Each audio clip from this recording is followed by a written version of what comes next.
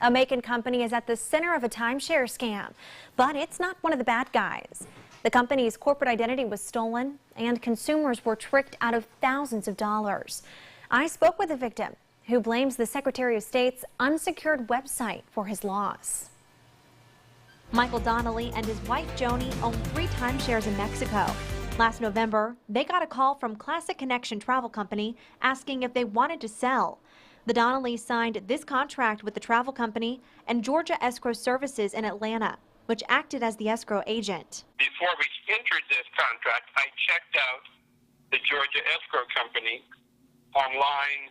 I did extensive research. And everything about the business checked out.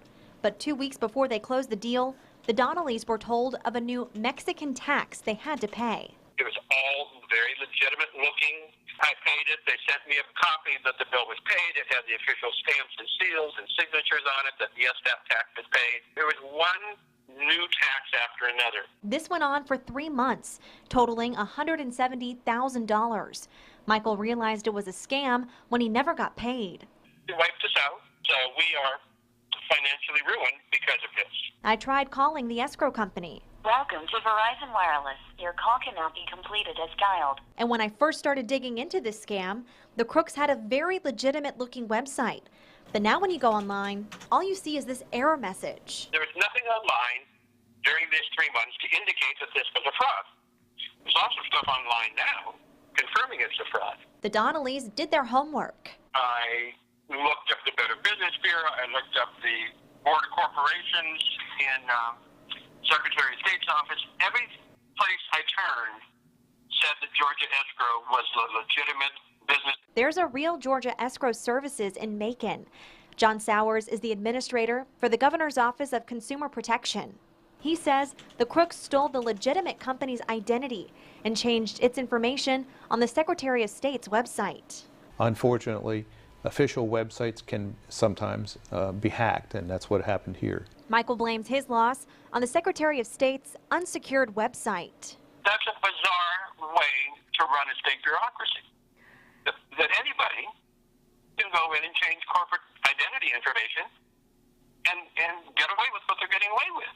But the Secretary of State's office says there's nothing it can do. In a statement, the agency said in part, Georgia law states that the Secretary of State's duty to file documents under the Corporations Code is purely ministerial.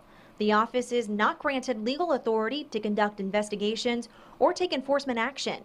Due to the limited administrative filing functions of this office, our Corporations Division is not authorized to correct, change, or remove a filed document unless our office receives a court order directing us to do so.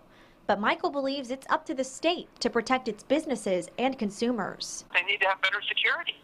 We're going to have to sell our home and cut our expenses. So it totally ruined, changed, altered our life in a way that we had no idea about because we entered this contract with what we thought was a legitimate business.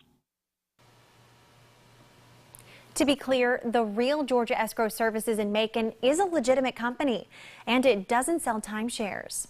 We reached out to the owner, but he never got back to us for a comment. Unfortunately, the Donnellys will most likely never see their money again.